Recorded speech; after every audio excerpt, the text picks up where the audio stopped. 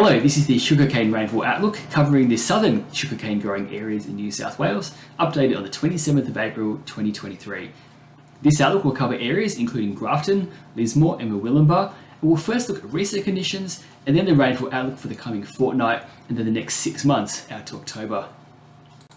On the next slide, on the right hand side there is a map showing the areas we'll be covering in this outlook, particularly for those areas in the New South Wales sugarcane growing areas.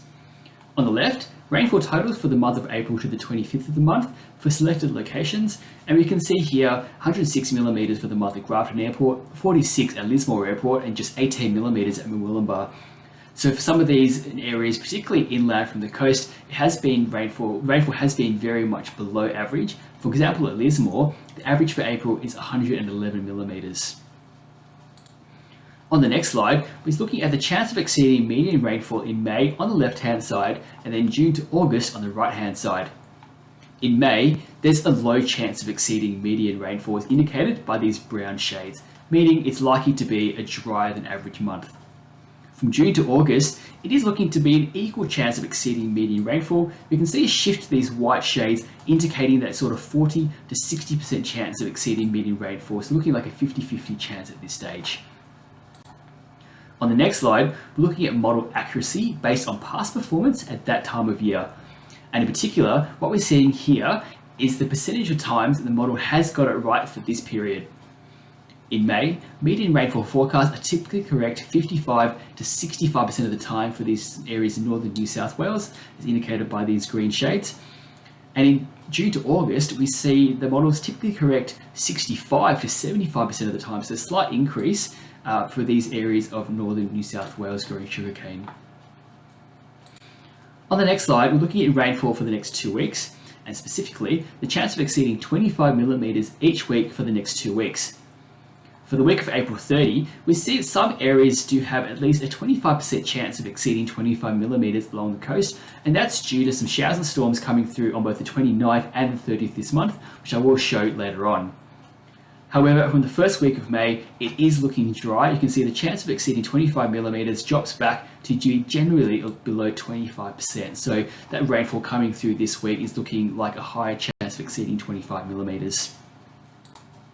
On the next slide, we're looking at rainfall for the rest of May. On the left, the 50% forecast chance versus the historical median on the right-hand side. And just eyeballing the two, we can see that the 50% chance outlook is drier than the historical median. And you can see that just by comparing the shading on each map on each side, showing that the forecast 50% chance is quite a bit less than the historical median. And that of course reflects that dry outlook for May you saw previously. Next, looking at the 75% chance or high chance of receiving at least compared to the 25% or low chance of receiving at least. And the best way to think about these maps is that it is showing the same rainfall range as what you see in the BOM app in the rainfall range. For example, in Lismore, it's showing that there's a high chance of receiving somewhere between 25 and 50 millimetres for the month of May, and then a lower chance of receiving more than 100 millimetres. So it is showing that 50% block of scenarios. For rainfall outlook for June, we're looking on the left-hand side the 50% forecast chance, again versus historical median on the right-hand side. Similar to May, the 50% chance is looking drier just by comparing those colours on the left and right-hand maps. And again, looking next at the 75% high chance versus the 25% low chance for the month of June. On the next slide, we're looking at the 3 months, this time from June all the way to August. Again, comparing the 50% forecast chance on the left-hand side to the historical median. And we are looking, it's generally on the drier side than the historical median, particularly south of about Ballina and towards Grafton, as you can see here. But further north, particularly towards the Queensland coast, the colours are pretty similar, indicating that we are looking to see kind of around the historical median for the 3-month period. On the next slide, again, looking at that 75% high chance to the 25% low chance or 50% middle range. As we look ahead to spring, at this stage, it's probably a bit too early to give a confident forecast this far out, but as we release updates towards the spring, we will have a better idea of what's to come. The maps you see here are the historical median based on data from 1991 to 2020. And at this stage, international models that do go this far out do indicate the possibility of being drier than average being the more likely scenario from September. So not seeing these rainfall medians being realised for spring, but of course we will know further on. Finally, short-term weather watch points. What you're seeing here are 24-hour rainfall totals to both Saturday night and Sunday night of this week. And we have this system coming through from the west of New South Wales.